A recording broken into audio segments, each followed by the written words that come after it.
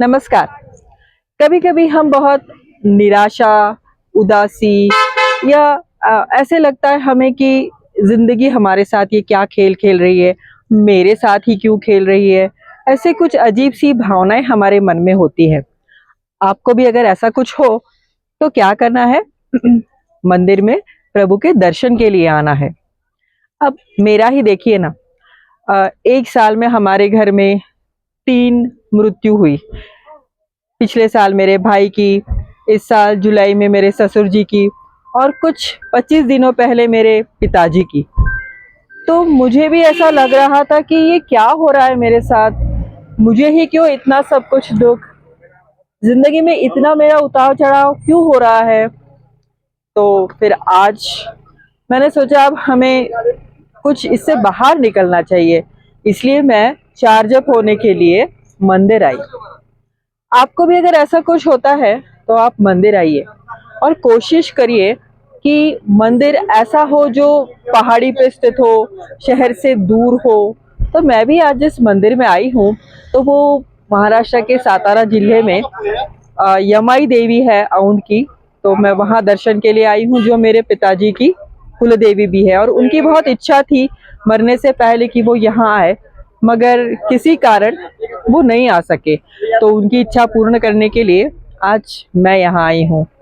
और सच में आप भी सोचिए कि आपके साथ भी अगर ऐसा कभी कुछ हो तो फिर आप मंदिर आइए। आप ऊपर चढ़ के पहाड़ी पर से आते हैं और आसपास में कोई भी मंदिर हो जो पहाड़ी पे हो, आसपास का जो वातावरण माहौल रहता है वो बहुत ही फ्रेश रहता है।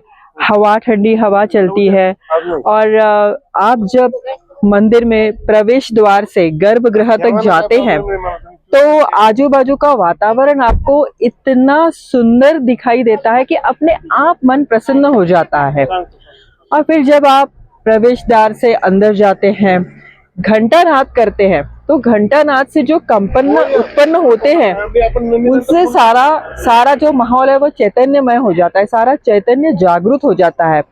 अब देखिए ना, जब हम किसी के घर पे जाते हैं तो डोरबेल बजा के हम यही तो जताते हैं कि भाई दरवाजा खोलिए, हम आपसे मिलने आ रहे हैं।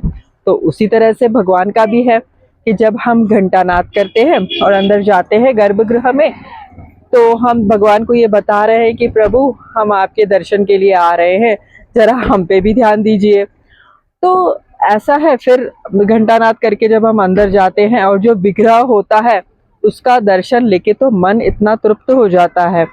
सबसे पहले विग्रह के चरणों का दर्शन लीजिए और उसके बाद धीरे धीरे अपनी नजर ऊपर लेते हुए विग्रह के आंखों में देखिए। क्षण भर के लिए आंखें मूंद कर बस भगवान का स्मरण करें, लंबी सांस ले और वहाँ पे जो भी पवित्र है वहाँ का या जो पॉजिटिविटी है वो आप अपने अंदर ले लें।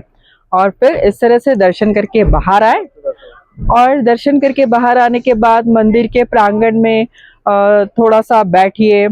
5 मिनट, 10 मिनट, जितनी आपकी श्रद्धा हो या समय हो आपके पास, वहाँ बैठिए, विग्रह का मन में ध्यान कीजिए और बस कुछ ना करके शांत बैठे रहिए।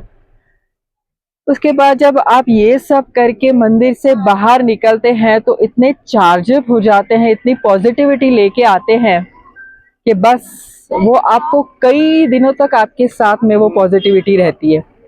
देखिए ना, यहाँ पर भी कितना सुंदर परिसर है, इतना प्यारा पुराना मंदिर है, बहुत ही पुरातन मंदिर है ये। और यहाँ का माहौल भी इतना सुंदर है और अब तो डूबता हुआ सूरज है, ये हसीन वादियां है।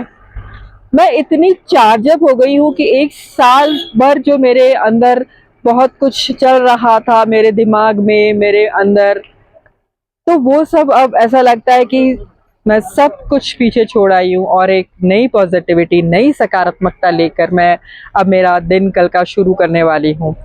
आप भी ये सब अनुभव करके देखिए। धन्यवाद।